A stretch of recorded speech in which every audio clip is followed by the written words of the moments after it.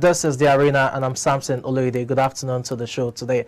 Now, let's begin from the business angle, talking about business sports news. Barcelona is reportedly in talks to sell a stake of its television rights to Bank of America in a deal valued at $645 million. Barcelona is looking to offload a portion of its media rights to help alleviate recent financial woes that have plagued the Spanish La Liga football club over the past year. In March 2021, Barcelona was technically bankrupt, and 3 months later, the club borrowed $605 million from Goldman Sachs. In October 2021, Barcelona reported $1.56 billion in debt, and the club currently has a spending cap of minus $153 million, the only negative limit in La Liga. A plan to sell 25% of Barcelona's media rights will depend on a vote by members of the club on the 16th of June. Barcelona could also sell a stake in its licensing and merchandising business for fresh capital.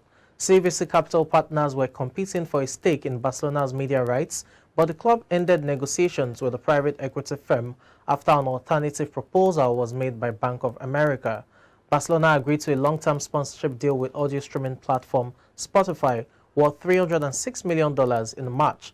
The club is also reportedly asking its players to take pay cuts to provide the financial resources needed and necessary to reshape as well as improve the team's current roster. A Los Angeles Lakers jersey worn by the late Kobe Bryant in his rookie season, including 2 playoff games, are sold at auction for $2.73 million. SCP Auctions disclosed on Sunday the buyer wished to remain anonymous as the seller, who had the jersey for 25 years. David Kohler of SCP Auctions had estimated the jersey from the 1996-1997 season would fetch between $3 million and $5 million. Another of Bryant's rookie jerseys went for $3.69 million last year. That autographed yellow game-worn jersey fetched the highest price ever for a basketball jersey. Now, the winning bidder this time acquired the number 8 jersey Bryant wore for the Lakers in regular season wins at Old Firm on April 13, 1997 against Utah Jazz and on the 17th of April 1997 against the Sacramento Kings.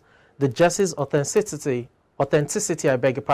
was verified by independent authenticators who photo-matched it, Kohler said. I'm not doing this alone. I've got the editor of Pulse Sports Nigeria with me, Joba Ogunwale, who joins me via the phone. Joba, good afternoon and welcome to the show. Good afternoon, Samson. It's good to be back again, even if it's just over the phone, but it's good to be back. It's always good to have you, be it in the studio or over the phone. I mean, what's more important is we're doing this together. Thank you so much for your time. Thank you for having me, too. Okay, so we'll start from the Nigerian Professional Football League. I'll reel out the results. Match day 32, 6 games left to play in the Nigerian Professional Football League for the 2021-2022 season. But talking about the results for match day 32, let me do that as quickly as I can so I can get your thoughts. We had Wiki Tourist against Rivers United, who are the table toppers. That ended 1-0 in favor of Wiki Tourist, with Rivers United losing down, thereby dropping points to ensure that their lead from 10 points has been slashed to 7 points. Plateau United, on the other hand, defeated Kano Pillars by a lone goal. You have Tornadoes against Enyimba 2-1 that ended. MFM joined against Lobby Stars 0-0. The results are there right there on your screen. Dakada 2-0 over 3SC. But I want us to focus on the relegation battle. I think it's done and dusted really for Rivers United. They're 7 points behind, ahead rather, of Plateau United. Quick one before we delve to relegation battle. You think Rivers United, with 6 games left, have won the Nigerian Professional Football League? Yeah, I think so. In fact, I actually don't see how Plateau United are going to draw back 7 points. Exactly, because that's 3 games. What did you say? I said exactly, because that's 3 games. 7 points is 3 games. Yeah. So you expect Rivers to drop 2 points and to lose 2 games and drop 2 points in the other game. You understand? And if you follow the pattern of Nigerian professional football, you see that you are basically guaranteed to win your home games and all that. And with 6 games left in the season, I don't see how Rivers United are actually going to drop 7 points out of their 3 games left from this season. So I actually think the league is done and dusted. I think where we should focus more on actually the relegation battle. I think from 17th to 20th? Let me even say From 12th. 12th. Yeah, 12th. From 12th. From 12th to probably maybe 17th. 18th. 18th. I think all is still left to play for. I think Qatar and MFM, I think they relegated already. Okay, great. You preempted my next question. I mean, looking at the table, 12th position, you have Abia Warriors with 39 points. But from 12th to 16th, they're all on the same points. Abia Warriors, 12th, 39 points. You have 3SC, that's Shooting Stars, on 13th, also 39 points. There's Katsina United, 39 points. Niger Tornadoes, 39 points as well. Kano Pillars are the only ones, with 38 points rather, and they're just sitting a point above relegation zone. So you think it's still all to play for? Yeah, I said Kano Pillars have the game in hand, so I think we should take that into account also. Exactly. Okay, but let's look at MFM Lobby Stars. I mean, MFM were at home. You would have expected them to, try grind out the results. In recent times, over the last 4 or 5 games, they've played so well.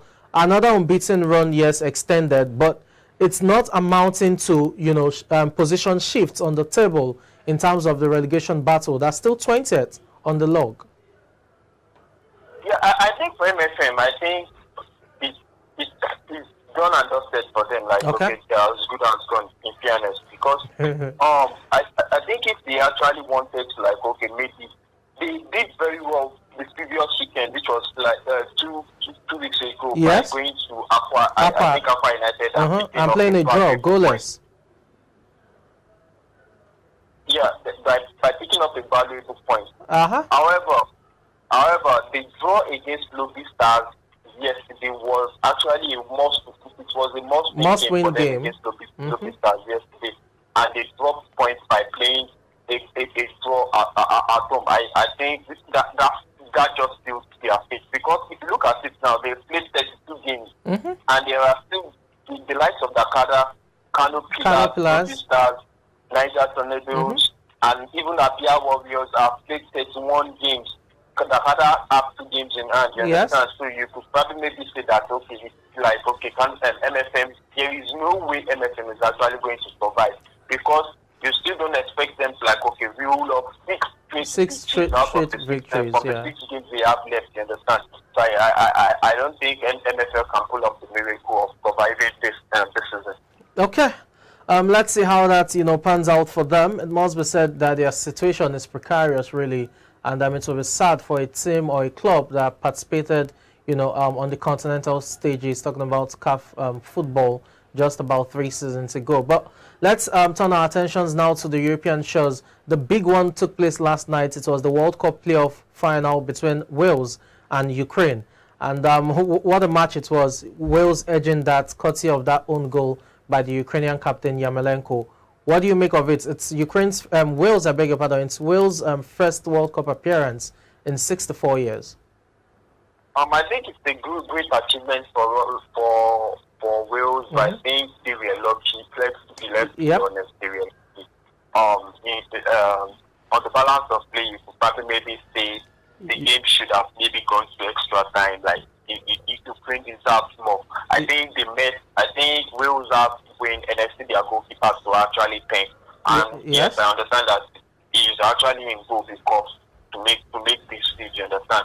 I think Ukraine also have themselves just to gain, because I felt they dominated early on. A couple of chances. Yeah, there are a couple of chances that could have maybe brought for them, like, stop parity for them. But you can't take anything away from Wales. They showed desire. They defended resiliently, especially in the later parts of the game, in the final minutes of the game. They could have also gone 2-0 ahead, like they could have scored more. I think they used the battle on 2 occasions. So I think it's a great achievement for them, and I'm sure they'll be looking forward to their clash against England. in Group B, you understand? Yes. And for Gareth Bale, like, he came up clutch again for Wales. He has been Wales' savior over many times. I think he's the greatest rush player of all time, and probably top 5 in UK's history. So I think it's really a good one for Bale and for Wales football. Okay, just as Jabba said, yes, as a result of that victory, Wales are in, going to Qatar, talking about the World Cup taking place for the first time ever in the Middle East. And more importantly, they will be in Group B alongside England, Iran, as well as the United States. That's definitely a mouth-watering group, you want to say. Let's turn our attentions now to the UEFA Nations League. Yes, quite a handful of matches yesterday. Probably the highlight of them has to be Portugal against Switzerland, and that's because Cristiano Ronaldo got a brace and also extended his international goal-scoring record to 117 goals, for his national team. What do you make of Ronaldo's performance? More like a fine wine, an old wine rather, aging with time? Yeah, like this. I think we run out of Adjectives. like adjectives like Yeah. but to define his career. I think at this moment we can just like okay, continue like okay, just watch in achievements. Like he extended his record Yes. of international goals to 117. You understand? And it doesn't look like he's going to slow Down anytime And soon. it's hard to like okay, believe that he is actually 37 years old. Yes. You understand? So, I think it's the testament to his longevity and fitness level. Yeah. You understand? He was United best player and they just concluded season, and he has transformed it. He has carried the same form into The national team. national duty. You understand? Although you could say that maybe the Nations League may actually not be like the big one for Portugal this season, especially for every country that qualifies for the World the Nations Cup. League is actually not the big one. Yes. The World Cup for we are still it's still a competitive competition, and you just have to give credit to Cristiano Ronaldo.